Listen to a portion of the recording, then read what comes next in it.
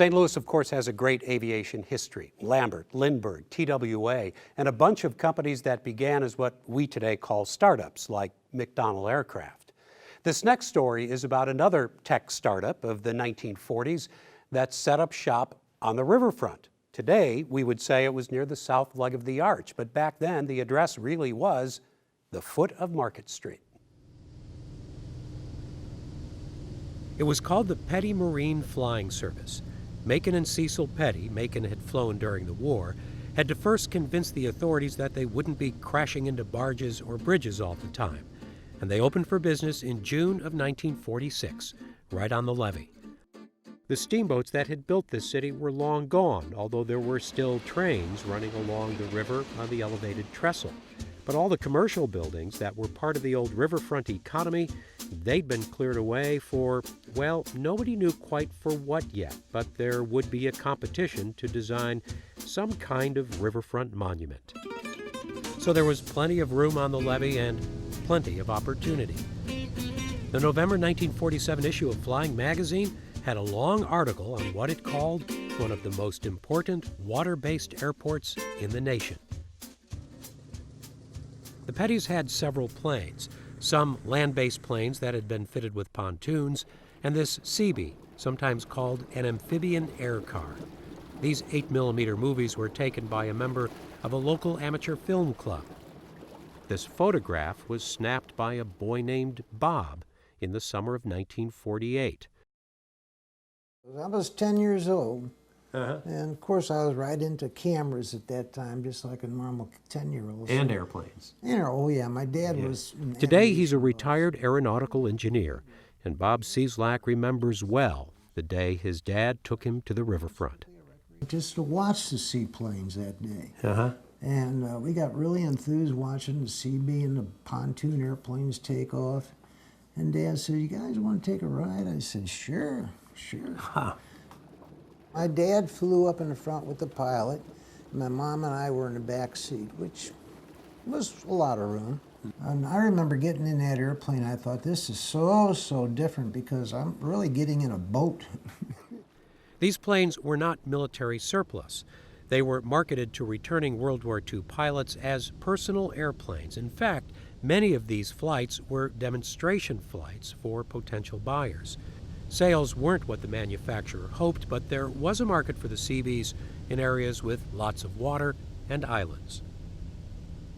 We took about a 20-minute ride over St. Louis. We got back to the river, and we'd been a hard splashdown as far as I was concerned. Yeah. Because the water just went all over everything. I thought, oh my God.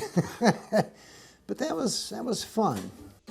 But of course, for the Pettys, it was business, and the rides were only part of it.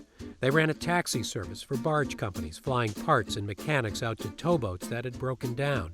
The magazine article said the air service was flying hunting and fishing expeditions into the Ozarks.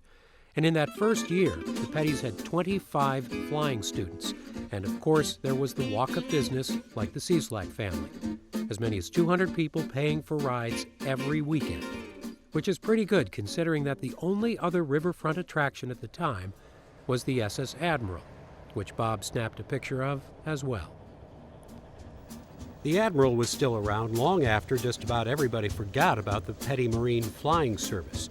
It lasted just a couple of years. And while there was plenty of coverage when it opened, remember, the most promising water-based airport in the nation, it's hard to find any mention of its departure. It ends up providing just a footnote in the city's aviation and business history. Of course, it also provided some pretty good memories for a 10-year-old kid with a camera. Just out of the spur of the minute, he said, let's go for an airplane ride.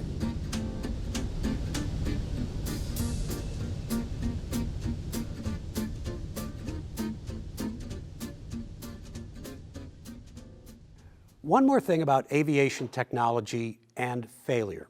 It was supposed to be a publicity stunt, a wartime morale booster, and it became one of the city's greatest tragedies.